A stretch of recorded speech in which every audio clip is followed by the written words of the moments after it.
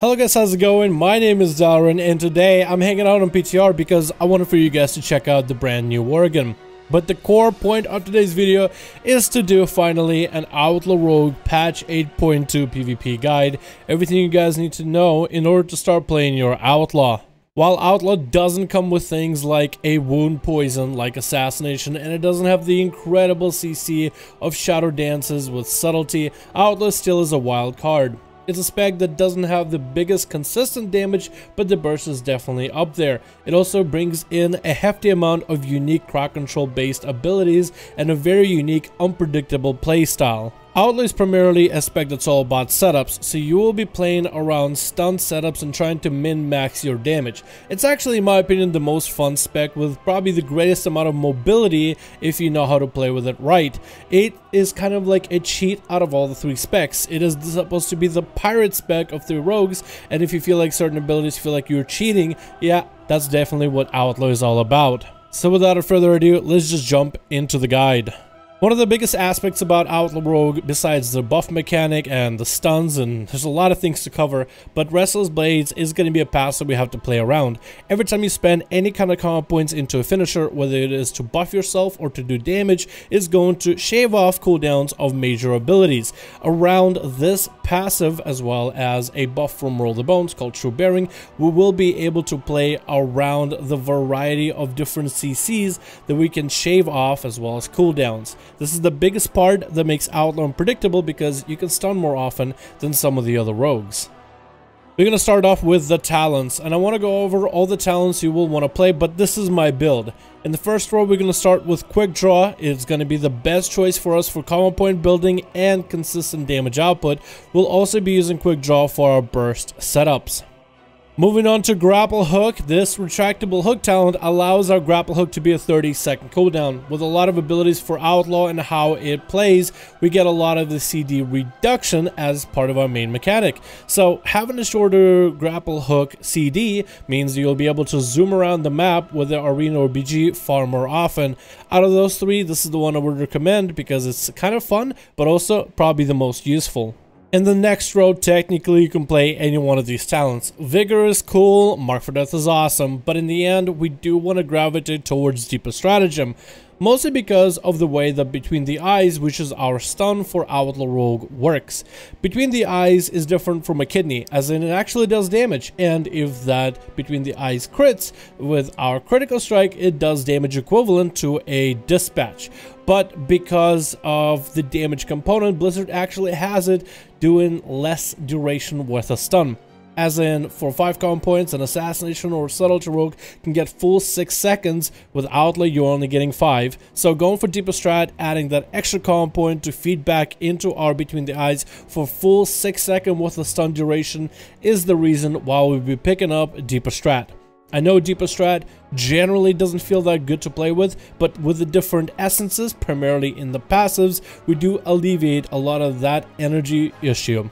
Next row, we're going to be going with Elusiveness, and we'll be trying to get our feints in before we take damage, whether pre-stun or any kind of burst potential that an enemy may have. This one ends up being the best for us to manage how much damage we take.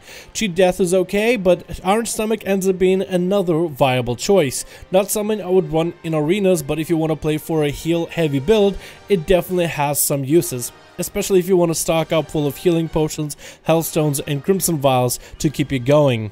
In the next row, we have Prey in the Weak, which is good because on stuns we get a little bit extra oomph in damage, but it is reduced from 10% to 5% of extra damage in PvP.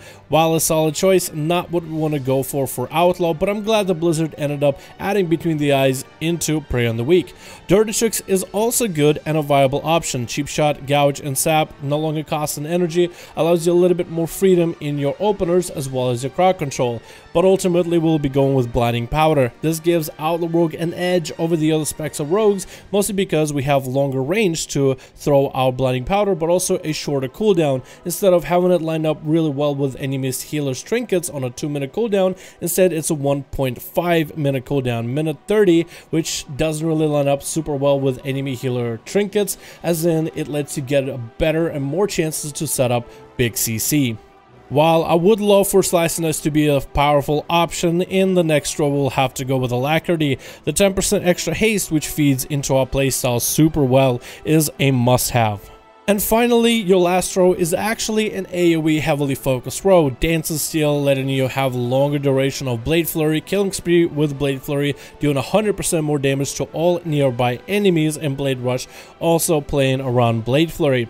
But here, we'll want to get the best choice for single target. It used to be Killing Spree, but not anymore. The damage isn't really worth, and the fact that it doesn't actually move you with your target that's trying to run away from you, instead teleporting you back to your location, does kind of play against what you want to do. So instead we'll be going with Blade Rush, which will work well into our mobility as probably one of the most mobile specs out there in the game. Then we have the honor talents, and let me first go over the trinket. If you're not a human or don't really know what to put in the trinket slot, go with the Gladiator's Medallion. It is probably the most adaptable option in this row that allows you control of what you want to crowd control. Adaptation has some uses when playing primarily against certain classes where the CC is going to be manageable every single minute. So it's kind of like a cheese. Unless you have a playstyle that you can cheese against other classes, adaptation will leave you without a trinket. Relentless, while good, it still can put you in a bad situation. If you get hit for a full stun, even that 20% reduction for that stun sometimes might not save you because the enemies don't even need a full 6-second stun to blow you up.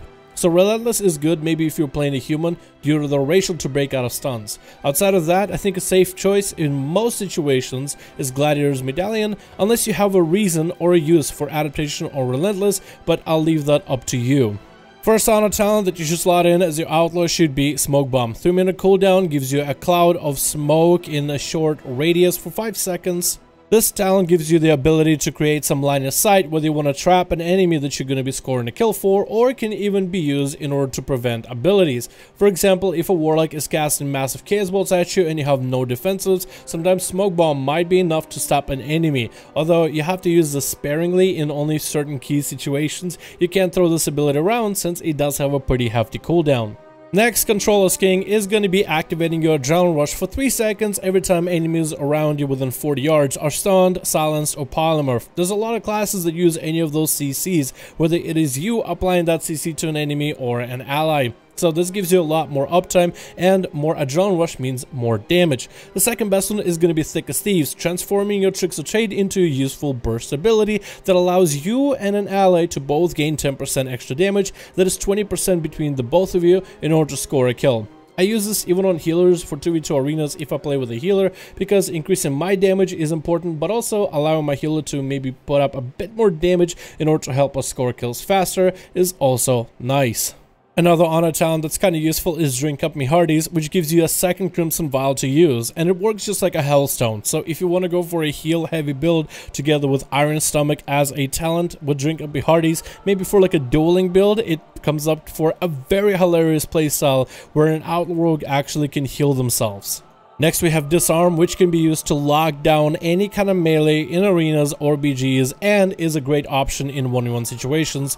Second one is going to be Plunder Armor, a great massive cooldown for 2-minute CD, which is pretty heavy, does have a GCD, but also reduces the enemy's damage and health by 10% and increases yours by the same amount. This can be used for a massive burst for an Outlaw rogue, but it is a little bit tricky to play with since it is the biggest haymaker. Most people will see Plunder Armor from a mile away, but it does have a cool animation where you actually get to take on whatever the enemy's model is for a short moment. So I like using this in some situations. It is an alternative, but in most cases, Smoke Bomb, Thick as Thieves, and Controller's King together with Gladiator's Medallion are going to be your go-to options. For my essences, I go in the main slot Essence of the Focusing Iris. The passive increases my haste as long as I'm able to hit something, which is always nice. Haste is going to be one of my better stats.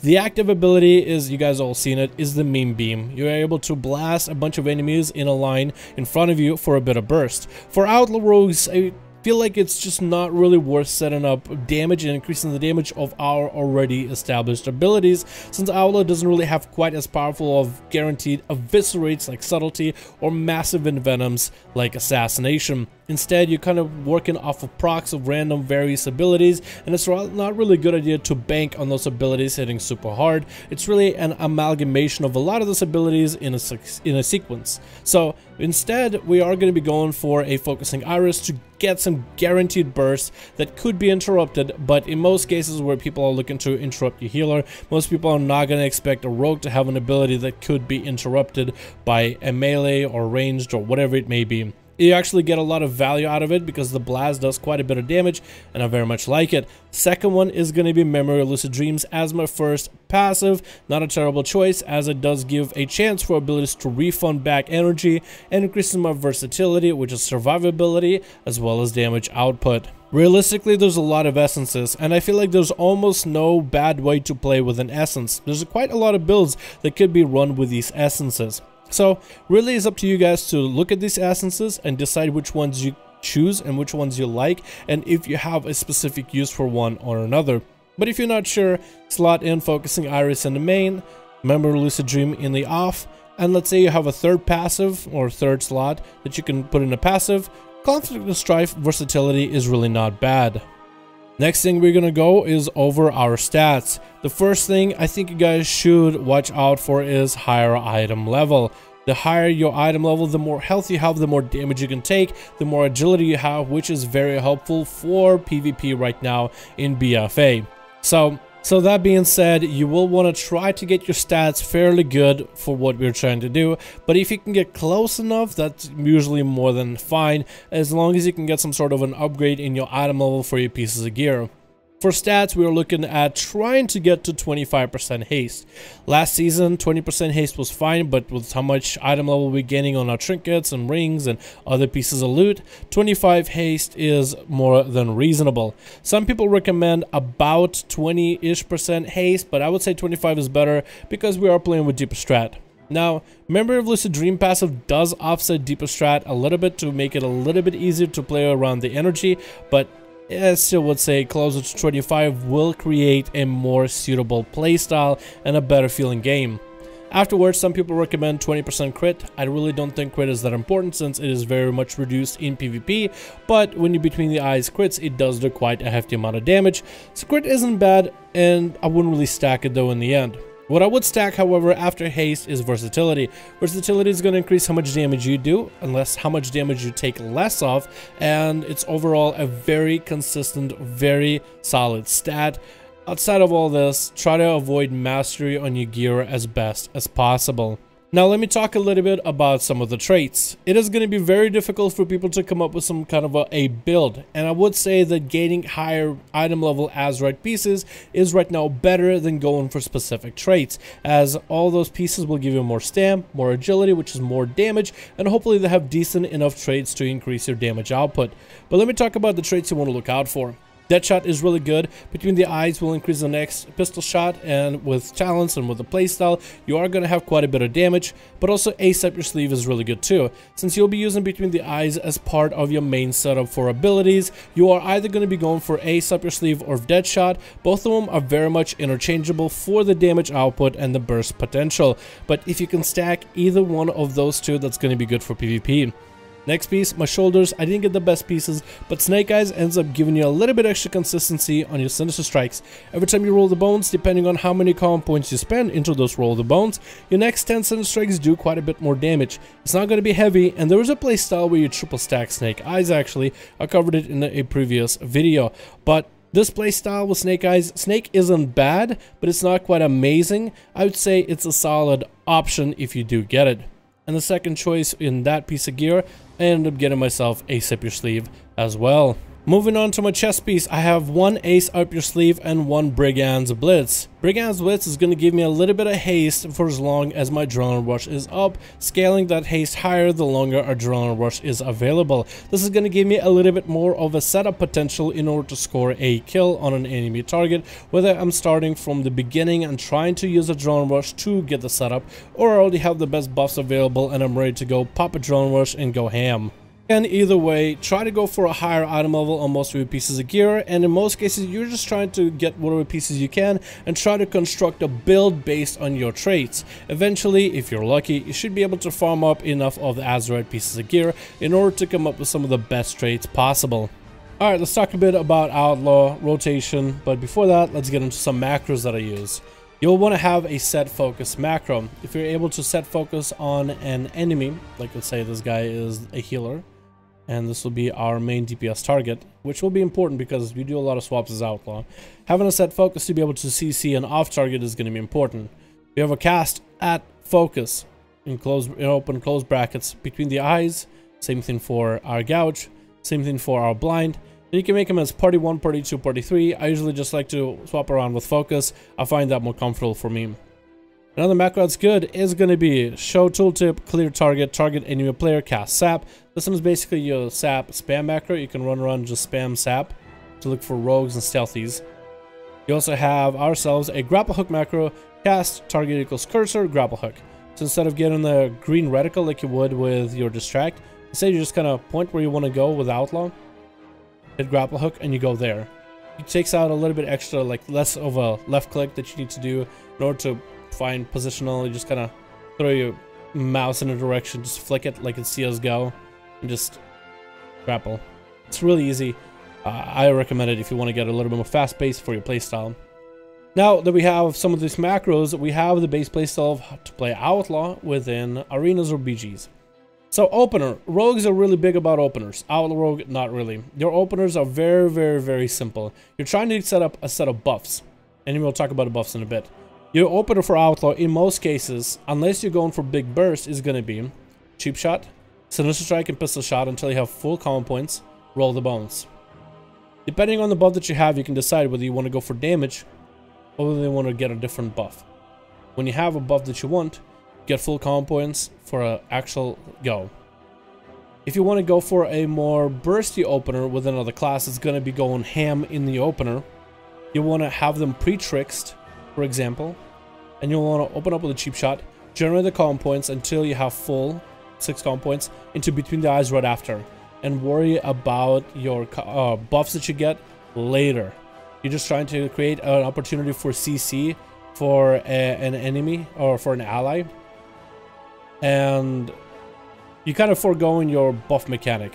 You just try to get them a setup with that tricks of trade. That's basically the play style. That's the opener. So that's really all I can talk about.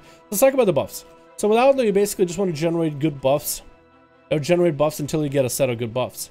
Shark buff with Icon for a Shark, Ruthless Precision is really good. Critical strike chance of between the eyes is increased by 60%, so you should be between the eyes whenever you can.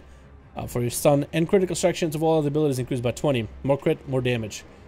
Skull and Crossbones. Your Sinister Strike has an additional 30% chance of already 35 of striking an additional time.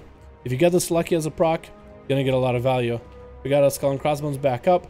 We also have Broadsides. Common point, generate abilities, generate 1 additional common point and deal 20% additional damage. It's gonna be another buff you're gonna need to do actual legitimate damage. We got Shark buff again. We got ourselves our Buried Treasure. Increases range regeneration by 4 per second. Not amazing, but it's in a 2-buff combo, it's really valuable. We got Broadsides again. Grand Melee increases attack speed by 55% and leech by 25. Could be used as a defensive to maintain yourself as much healing as you can and doing damage to an enemy to heal. This one is also really good. True Bearing. Finisher moves reduces the remaining cooldown of many of your abilities by additional 1 second. This one is situational, whether you say it with it or not. Let's say you used an Adrenaline Rush a while ago, and you're like, okay, I got Adrenaline Rush coming back in 30 seconds. I'll stay with True Bearing, and I'll build the common points. I'm not going to go for damage yet. Just going to build the common points and spend them so I can get back my Adrenaline Rush faster. And then once your Adrenaline Rush is back, you will roll for a good buff, pop Adrenaline Rush, and get a setup. So let's talk about the setups for Outlaw. How do you make setups happen? So normally you want to have full common points and a buff you want. Crit buff, Broadside for extra common points and damage, or Skull and Crossbones are going to be your best options. Then you go for a stun on the enemy with between the eyes, and you use as much damage as you can. If you can get a pistol shot proc in there, you should, but that's going to be where most of your damage comes from. And you basically do that a lot, and you can use this to swap targets or use it on the main target. Making sure the enemy doesn't have a DR on their stuns is very important. Because of Outlaw cooldown reduction, you can see, let's say I'm gonna stun this enemy. My stun is on a 24 second cooldown reduction, because it starts at 30, but it already reduces the cooldown of the ability itself in the opener. So that's one of the unpredictabilities of Outlaw. You can actually get your stuns back faster, so you can go back for another stun. And I'm gonna generate the calm points to get myself finisher. You can use Blade Rush. That's a talent that we haven't talked about yet. You could use it for mobility or for damage, as long as you're not gonna break any CC. Usually I use it for mobility, or if I know I'm going to be spending a lot of energy in a little bit. Let me get another roll. So, I still can't believe just how strong that Between the Eyes is, man. We have an enemy target right here. Gotta focus this guy. Swap to a second enemy. Maybe the healer, if you want to imagine that. You get as much damage in while we can. Gonna get a Adrenaline Rush going. And we're gonna go for a finisher. We have our stun back up. We got a setup with a stun. Back to the main target. Stun him, try to do as much damage as we can, swapping around, doing as much damage as we can between two different targets over and over and over. That's basically what Outlaw is really good at. Another thing you can do is you can just train healers as well, and go for specific setups where you're trying to get them low on health, lock him down, and then burst them. This way you're going to want to go, first of all, get yourself a good set of buffs. I'm going to reroll. I got okay set of buffs. And let's actually see if we can spend some combos. Let's say you're just going through your finisher. Sinister Strikes, Pistol Shot procs, trying to get the enemy healer low, but you're not really going ham. You're not giving them a reason to want to pop cooldowns. You get a 5 calm points, you can gouge them to hold them in place for a second, so they can't heal themselves. Get a big lineup, stun, full setup, get as much value. So you want to kind of do some damage to them, but tickle them, get them low, gouge them to keep them low, to generate that extra calm point, stun them, burst on them, as much damage as you can. That's also another thing you could do as Outlaw. You should also be using your gouge quite often. Let's say you're training down the enemy, I don't know, healer. And this guy is the, say, warlock, caster. He's casting a chaos bolt at you. You can walk up, just stop him in place, stab that gouge. He's getting another cast off, kick. He's trying to get another cast off, stun him. And you go back to train your main target. But you're not really throwing around your stuns. You just want to make sure you don't have like a big setup. Right there, I didn't have a big setup on the healer. Now I do. I'm going to use the gouge on the main healer. Put him in a gouge. Stun him, and maybe hit him with the Azeroth beam to get as much damage out as I can. Hopefully my healer will have cross CC on the other enemy, so I'm not really getting CC'd out. And that's really it. Outside of that, you're just simply just sitting on one target, swapping around back and forth as Outlaw, because that is what the spec is really good at. Trying to get as much value in swaps. Trying to go for targets that are low on health. Blast them with a cyclotronic blast whenever you get a chance. If you need big damage. A lot of value for the spec. One of the things that the spec doesn't have that Assassination does, or other PvP specs, is a Mortal Strike effect, so you don't have a healing reduction. So you have to play for a very unpredictable playstyle, very mobile playstyle, lots of CC, lots of mobility, not letting enemies out of sight, putting pressure in other ways besides just a healing reduction passive, whether it's Wound Poison or Mortal Strike or Rising Sun Kick from a Monk. But that's the advantage of Outlaw, is the amount of CC you can provide. The amount of long-term, short-term CC, like Blind for example. Just put an enemy out, having a shorter cooldown on that puts you at an advantage. You can go to stun lock an enemy. Blind is about to break, gouge, stun, damage. Your healer follows up with a stun maybe on the gouge target. You do have to have some play with your healer. But in BGs, this ends up being a very, very fun spec. In PvP, this can definitely be a really fun spec to play if your healer is on the same page as you are. This could also work fairly okay with double DPS. I would still say sub is a better choice for double DPS because of just the amount of raw CC that it offers with Shadow Dance. But this is still really, really cool. Outlaw is a fun spec, lots of damage, lots of playstyle, lots of survivability if you want to go for a very much survivable duelers build with a lot of mobility that lets you go basically anywhere you want to go. Let the imagination take you to different places in BGs and arenas as well. You could just juke people out and move around the place all the time and get incredible amounts of healing. And that's Outlaw. I think that's about everything that I have to cover. I talked about the playstyle, talked about rotation, talked about abilities, talked about talents, talked about everything that I have for the spec so far. One of the things that I would recommend for anybody that's new at Rogue is learn your diminishing returns with your CC. Learn what DRs with other things, like saps with polymorphs or blind with fears, and make sure you're not DRing your allies make sure you're trying to go for a big setup for your stun. Also, I guess another thing I talk about is when do you roll the bones? Like, for example, I'm going to get an opener on an enemy. Let's get a cheap shot, and I'm going to go for a setup with roll the bones. Roll the bones. I got myself decent buffs. Now I can go for a big setup. I'm going to get a John Rush going. Big stun. Pistol shot. As much damage as I can. Blade Rush to get the energy going.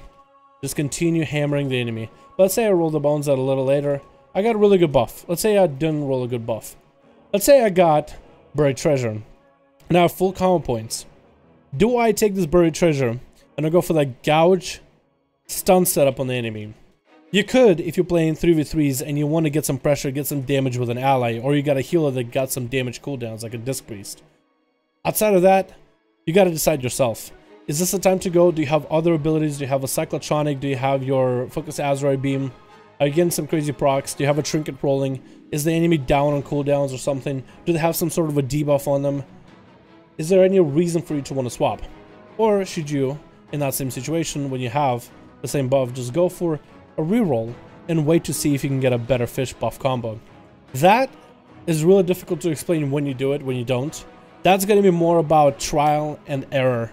It's really all about trying to decide, okay, do I have a setup? Is there something I want to do? Is there a cooldown I want to force? Is there a kill that I can make happen? If the answer to any of these is no, you generally just don't want to go for it. Save your time, save your cooldowns, save your combo points that you built up, save everything, and then get yourself a reroll. You want to make sure you are going for tricks of trade, burst stun combos as much as you can.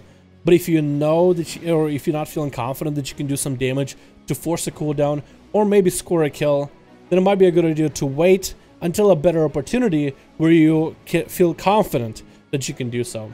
That's probably the best advice that I can give when it comes to roll the bones, when you roll, when you don't. Anyway, outside of that, thank you guys so much for watching this video. Hope you guys enjoyed. Maybe you guys liked watching the new Worgen animations. I think they look awesome. Cannot wait for patch 8.2. If you want to make an Outlaw rogue, Worgens look amazing. The racial is not terrible really either. But anyway, thank you all so much for coming out, checking out this video. Hopefully you guys found it useful. Let me know if you want to see more of this type of explanatory style of guide video for other specs like Assassination and Subtlety in future videos. And I'll see all of you guys in another one. Thank you for watching.